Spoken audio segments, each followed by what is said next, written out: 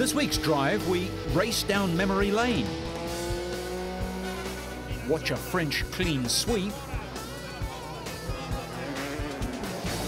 race without wheels,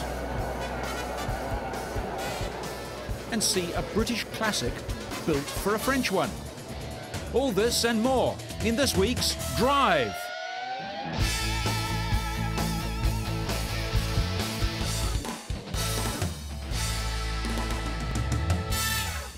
BAR driver Jacques Villeneuve was treated to a blast from the past in Valencia when he took a ride in a car that defined Formula One racing in the early 70s, the wedge-shaped Lotus 72. Take it easy. Villeneuve turned back the clock to take a drive in the car which South African Dave Charlton raced in the South African, French, British and German Formula One Grand Prix 30 years ago.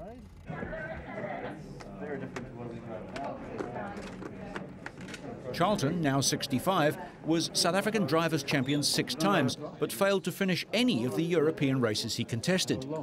This time, the car was at Valencia in Spain. Jacques is only a year older than this car. Hey, the steering doesn't come off?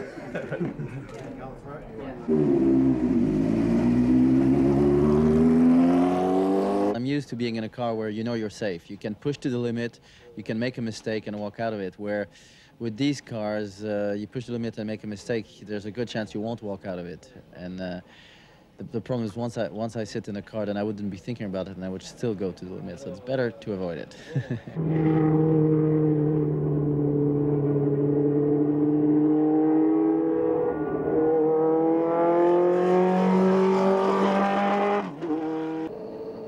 Years of difference at the sharp end of racing development makes for a world of difference.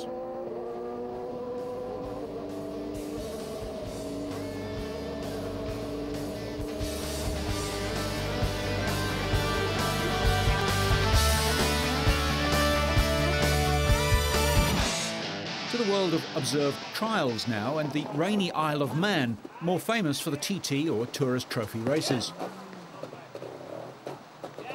Multiple indoor and outdoor world champion, British trial star Dougie Lampkin continued his domination of this year's championship, taking a clean sweep of honours at the Grand Prix of Britain on his Montesa Honda.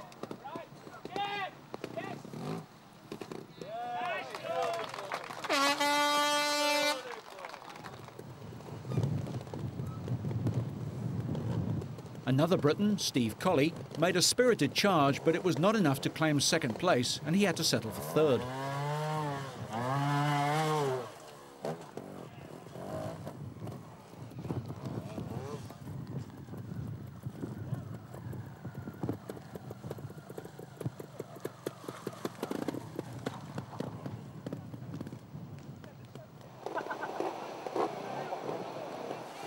The rain offered some slippery rock-faced challenges, but Lampkin won by 17 marks from teammate Fujinami, who provided the early threat with neat, tidy riding.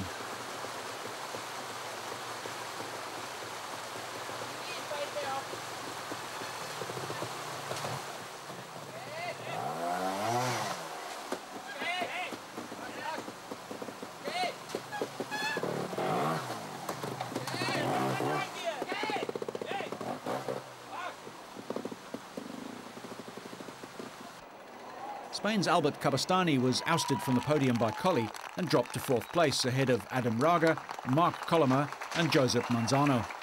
Lampkin is now way ahead on the leaderboard with 80 points, while Fujinami and Cabastany are equal second on 58.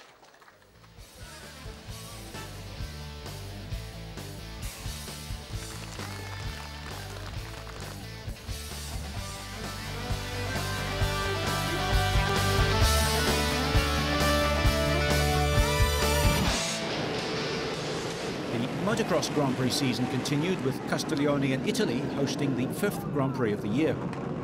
Arch-rivals Stefan Everts and Joel Smets started the 500cc race on pole and second place respectively, but the Belgian dominance of the 500cc category would soon come to an end.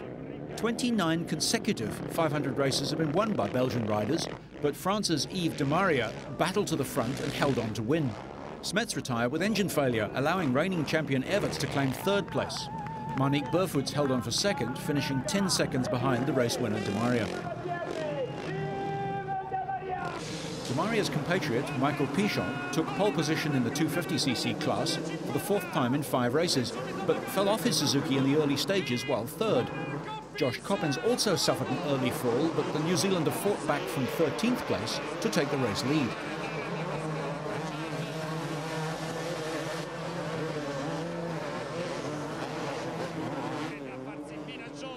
However, the Honda rider was unable to hold off Pichon, who went on to win his 4th Grand Prix of the season. Coppens finished second and now trails Pichon by 17 points in the overall standings, while Germany's Pit Beirer took 3rd place, matching his position in the 250 championship.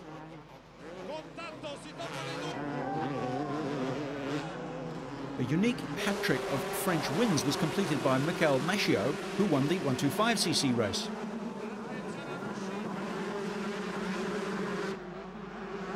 Machiot beat off a spirited challenge by New Zealander Ben Townley, who finished second, and Machiot picked up his 2nd Grand Prix of the year. Townley needed painkillers just before the start, following 2 practice crashes. Patrick Caps of Belgium finished 3rd and remains in 2nd place in the overall 125cc standings.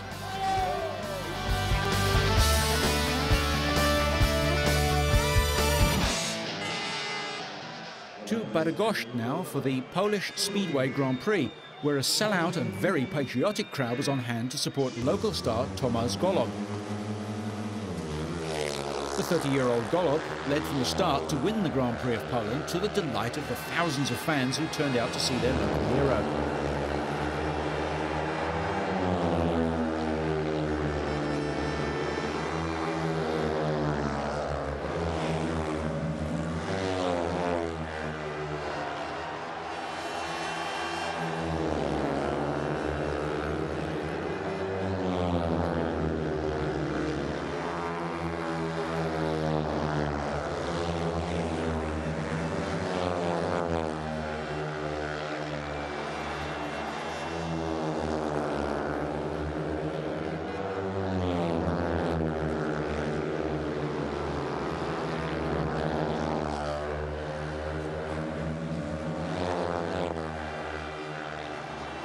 Tony Rickardsson of Sweden, the defending champion and winner in Norway a fortnight earlier, fought hard but finished second, ahead of Mark Lauren of Great Britain.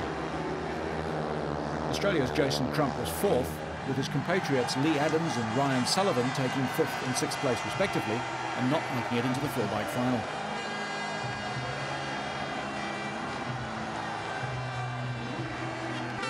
In the overall championship, Rickardsson leads with 45 points, ahead of Sullivan on 33.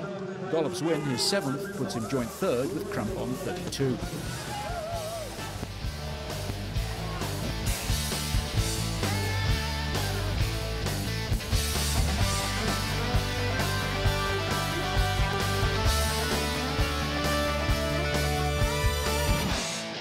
We go to a different kind of motorsport now, Formula One powerboating. Thousands of Italian and Swiss fans lined the shores of Lake Laguna at Campione in Italy to watch 20 of the world's best circuit boat drivers compete at the Grand Prix of Italy. Italian Fabio Comparato was in the lead when the race had to be stopped following a first-lap accident between Portuguese driver Duarte Benevento and Frenchman Felipe de Sertene.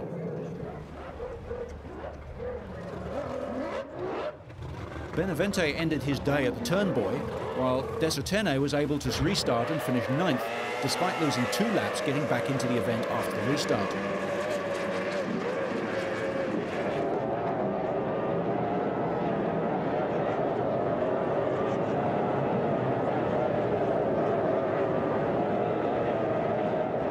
As the boats battled side by side for many laps, Venetian driver Comparato took the lead away from Capellini in front of Guido's home crowd, until another restart resulted in being upstaged by Capellini.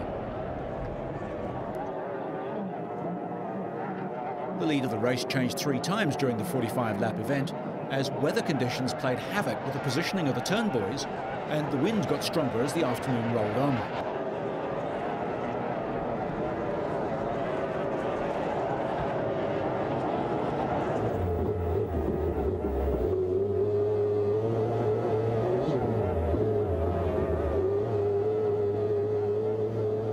Franco Lady ended his race in spectacular fashion and had no further part in the event after slight contact with a marker. Francesco Cantando survived a near disaster as his boat took off in the rough conditions and was no match for the 6-time world champ on his home water.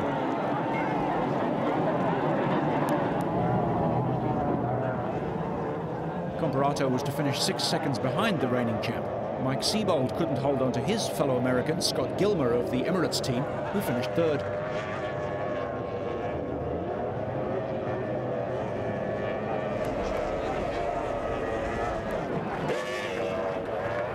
Only 10 boats finished the race, all within 25 seconds of each other. Cappellini now has a perfect 40 points after the first 2 rounds and leads the pack as they head to the next event in Helsinki in Finland.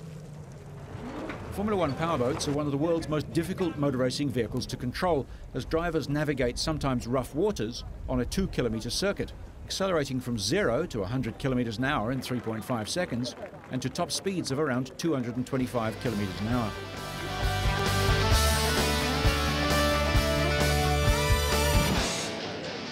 The quirky and independent British car company Morgan has shown off its new racing model. The new GTN racer has already been approved for entry in the Le Mans 24-hour. The Morgan car has always been a distinctive sports car, but this new model is built for the racetrack. It features a 4.4-litre BMW V8 engine, a 6-speed sequential gearbox, and hydraulic power steering. It's the first production competition model to be built by Morgan and is basically delivered fully race prepared. The car is built by the people of Morgan, and the people of Morgan, we have some fantastic technicians in Malvern who have over the years developed amazing skills, and we are very lucky to have those people to develop what I think is a dynamic driver's car, and that was above all the most important thing. It must be a real driver's car. Morgan makes around 700 custom-built road cars a year entirely by hand. The road cars are built with a separate body attached to a wooden frame, exactly as they have been for over 60 years. The racing model has a much stronger chassis than the road car, and it also has a heavier price tag, around 180,000 British pounds. There is currently a 3-year waiting list for road-going Morgans.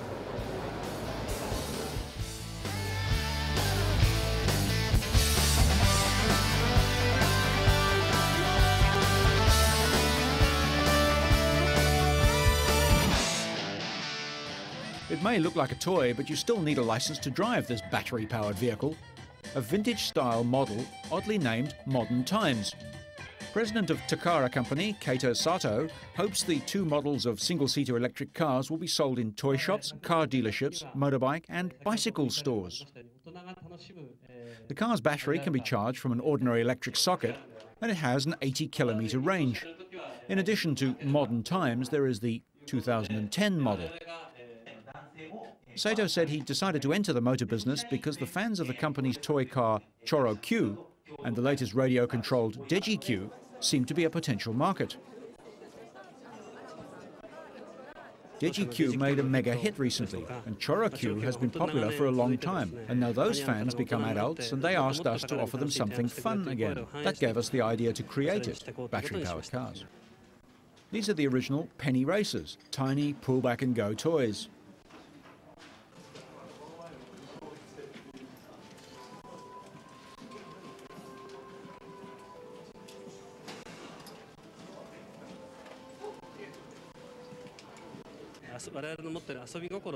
With our know-how for how to have fun, we believe there are huge amounts of chances for us in other industries, especially in the motor world.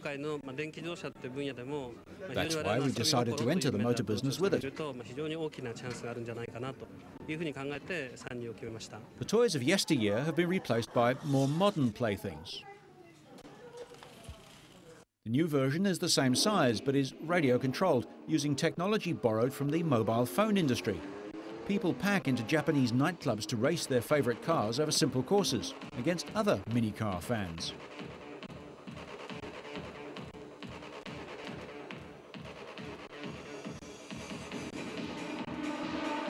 The single-seater cars are part of the company's strategy to develop toys for adults. Other products include karaoke systems for the home, robots that can open beer cans, and remote-controlled cars targeted at young men. The 2010 model, with a maximum speed of 60 kilometers an hour, is likely to be priced at under 1 million yen. It's about $7,500. And the vintage-style version a little more. Takara says it is targeting not just young men and women, but also the elderly. Takara has set a modest sales target of 1,000 units in its first year, but Sato said that the vehicles would be profitable.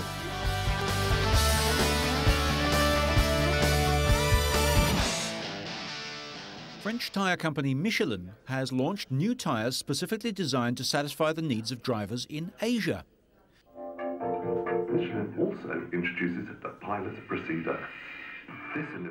The Energy MX V8 and Pilot Procedure are among the quietest and most comfortable tyres around, especially important to motorists on the rougher roads in some Asian countries.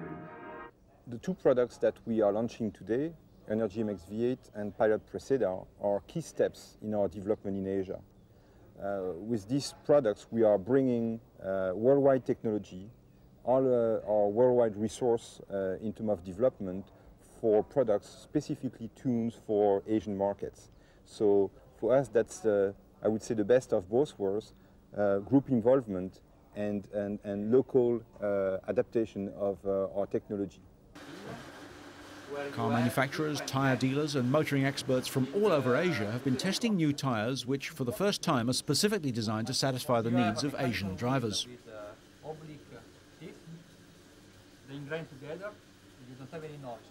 At Michelin, we have the international technology that we can bring to the benefit of the Asian consumers and Australian consumers by, for instance, offering the best possible level of comfort with no compromise on other performances with the Energy MX V8 or with the Pilot Procedure. Michelin developed two new models which they unveiled at a series of events at the Baira racing circuit in Pattaya in Thailand, even allowing the participants, composed of representatives from top car manufacturers like Mercedes-Benz and Porsche, tyre dealers and motoring journalists, to compare the driving performance of their new tyres against rival brands. Maximum width of the track until that one, and then you have to move on the right side, but smoothly again, never put very strong steering angle. And feel the difference. Now we move back to the pit and you will have to drive by yourself.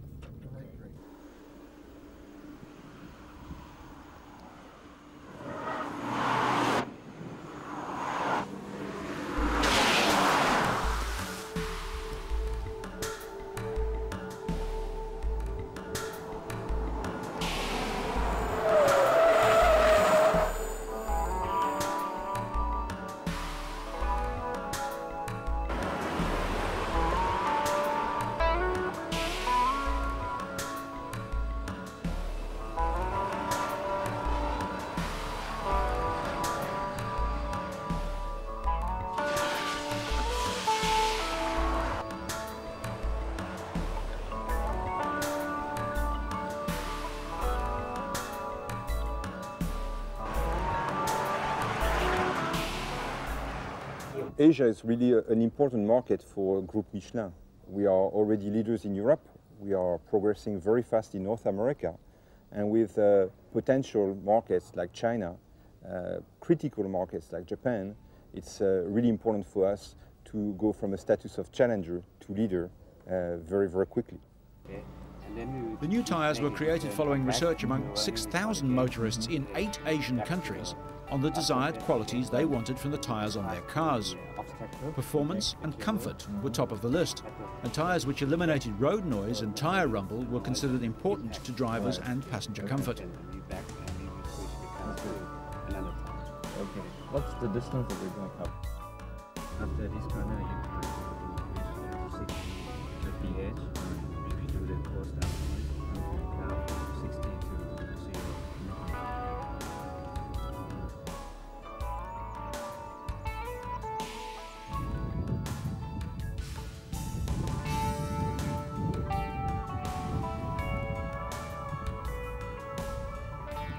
Very impressed by the new tires. Superiority in precision, very good following of the steering that I gave, very good handling, both on the dry track as well as they are on the wet part of the track. Very impressed, and quite a gap to the competition. Michelin remains a premium brand and is obviously best evaluated with cars like BMW, Peugeot and Volvo.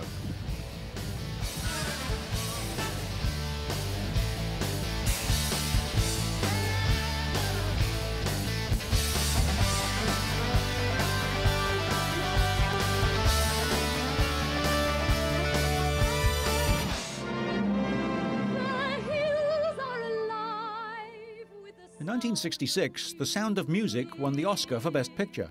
England defeated Germany in the World Cup, and Irv Gordon bought his Volvo P1800.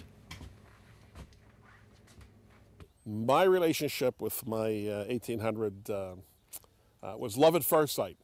June 30th, 1966. The day I took one for a test ride. While most people never keep the same car long enough to see their odometer click over to zero, this retired science teacher from New York will soon see his click over for the 20th time, making him the first man to travel 2 million miles in the same car.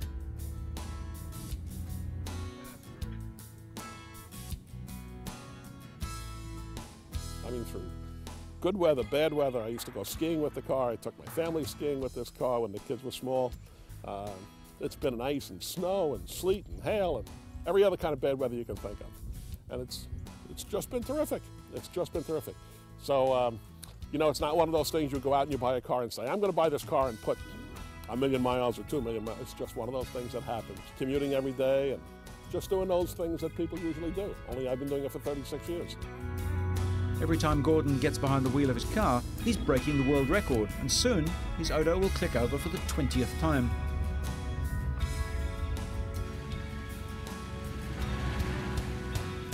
His car's long life is largely due to his almost obsessive maintenance habits. I've been very fortunate. I'm a stickler for maintenance. Maintenance is a lot cheaper than repairs. And on 36-year-old cars, there's a lot more you can do yourself. But Volvos are built to last. They don't build things with obsolescence put into them. They build it with a purpose, and the purpose in this case is for durability. Longevity has always been a selling point for Volvo. In this old ad, travelling salesman Norbert Leisy bragged about how far his P1800 had travelled. It has 774,000 miles on it. At this rate, I'm never going to get to buy a new one. For Irv Gordon, that was almost 1.3 million miles ago. The car has lasted longer than many things in his life. I got married, I had a couple of kids, I got divorced, still have my kids, I still have the car. And the next million miles? The car seems to show no signs of getting tired. Everything still works, including the clock on the dashboard. I don't know if I'm going to have my teeth by then, I'm going to have all my hair by then. You know, it's 3 million miles. That's going to be another 15 years. By that time, I'll be on Social Security. Gordon racked up the miles with a daily 125-mile commute, and with his love for the open road, he's been known to drive from New York to Montreal for lunch, whatever the weather. We'll end this week on that heartwarming note. But so you stay on track and up to speed, make sure you catch next week's Drive.